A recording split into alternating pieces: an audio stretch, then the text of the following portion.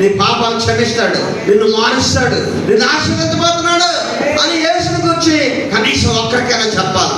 ముసలమ్మ ముచ్చట్లు పెట్టుకోవడం కాదు. పక్కన ఎవరైనా ఫ్రెండ్షిప్ అయితే గంటలు తరబడి మా ఎక్కలు అడగాయి, మా కోడలు అడగాయి, దెయ్యం నాకు దొరికింది, తిరక్కుంది, తప్పాలాడు, అలాంటి మాట చెప్తారు ఎవరైనా? దానికి బదులు ఏం చెప్పాలా?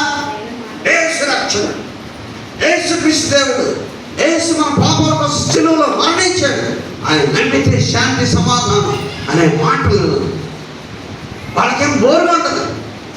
మతం మార్చేస్తున్నాం అనుకుంటారు, కానీ వాళ్ళ జీవితాల్లో అదే ఆశీర్వాదాన్ని ఇస్తారు. దేవునికి స్తోత్రం.